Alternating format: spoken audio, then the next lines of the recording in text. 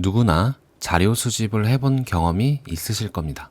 이사하려고 방을 알아볼 때도 자료 수집을 하고 학교 숙제를 위해서 자료 수집도 하죠.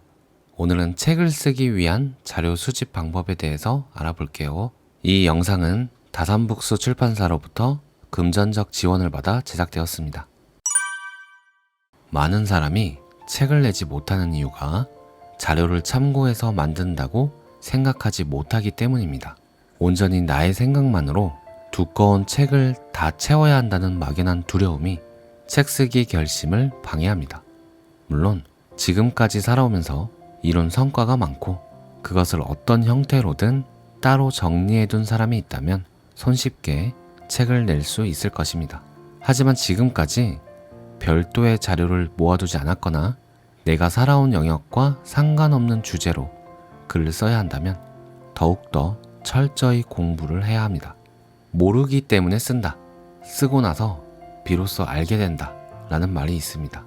책 쓰기는 해당 주제에 대해 호기심을 가지고 바닥까지 파고들어 연구하는 일입니다. 이것은 좋은 책을 세상에 내서 전문가로 인정받게 되는 과정입니다. 책 쓰기의 핵심은 공부입니다. 좋은 컨텐츠란 결국 자료 수집, 공부, 사색을 통한 자기화의 흐름을 가집니다. 이것이 책 쓰기의 모든 것이고 작가의 본질입니다. 직장인들 사이 자기개발의 대가로 불렸던 익숙한 것과의 결별, 필살기를 집필한 고 구본영 작가의 경우 대학에서 사학을 전공했습니다. 대표이사로 기업을 경영한 적도 없습니다.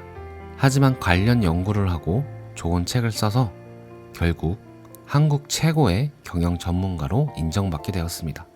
자료의 양이 많을수록 원고의 질은 올라갑니다. 책 쓰기는 나의 이야기와 세상의 이야기가 화학적 결합을 통해 탄생합니다. 처음부터 끝까지 내 생각만 쓴 글은 책이라기보다는 일기에 가까울 수 있습니다. 공신력 있는 자료들을 모으는 프로 수집러가 되어 사색과 함께 버무릴 때 단단한 책이 완성됩니다. 다양한 실제 사례와 적절한 에피소드, 전후 문맥에 딱 맞는 인용과 발췌글은 책 내용을 흥미롭고 아기자기하게 만듭니다. 나는 글감을 온 오프라인 아카이브를 만들어 수시로 저장하고 있습니다.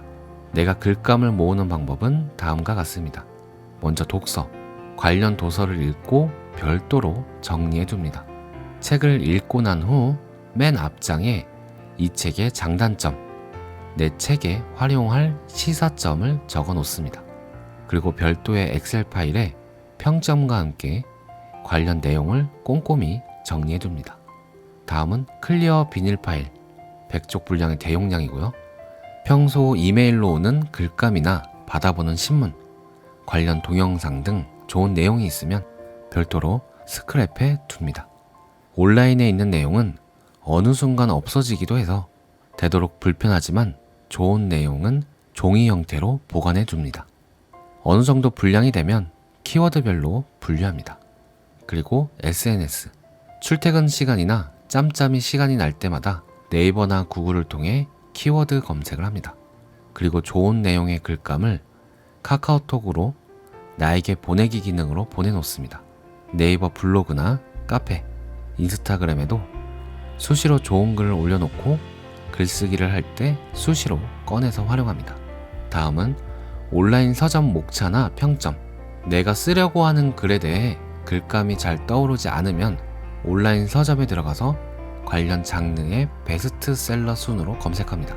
책 소개나 목차, 독자 리뷰를 통해 최신 트렌드를 알 수 있고 현재 독자들이 관련 주제에 대해 무엇을 궁금해하는지 실시간으로 확인해 볼 수 있습니다.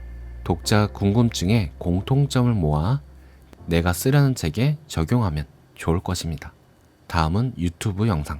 나는 개인적으로 유튜브로 자기계발이나 독서 관련 영상을 많이 보고 통찰을 얻습니다. 좋은 내용은 빠지지 않고 카카오톡으로 내게 보내놓고 별도로 정리 작업을 합니다. 마지막으로 오프라인 네트워크. 결국 남는 건 사람입니다.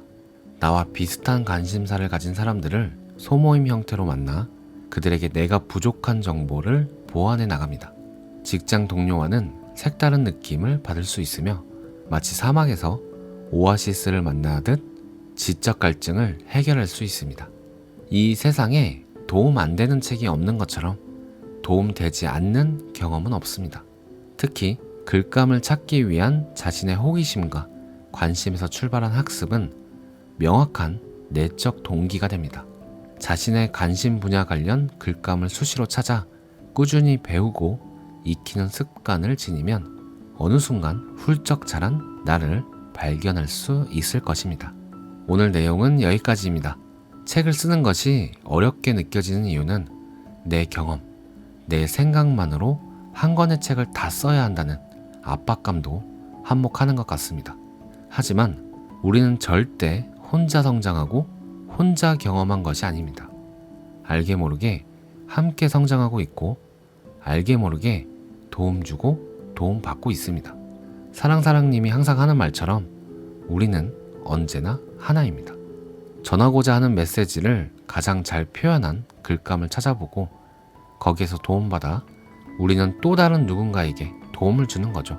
그런데 문제는 글감을 모으는 게 이것도 습관이 되어 있지 않거나 작심하지 않으면 또 흐지부지 되어버린다는 거죠. 여기에도 집착이 아니라 호기심과 사랑으로 즐길 수 있다면 이번엔 정말로 습관으로 만들고 진짜 책을 쓸 수 있는 가치 있는 작은 변화를 시작할 수 있지 않을까요? 오늘도 시청해 주셔서 감사합니다. 오늘도 당신이 최고입니다.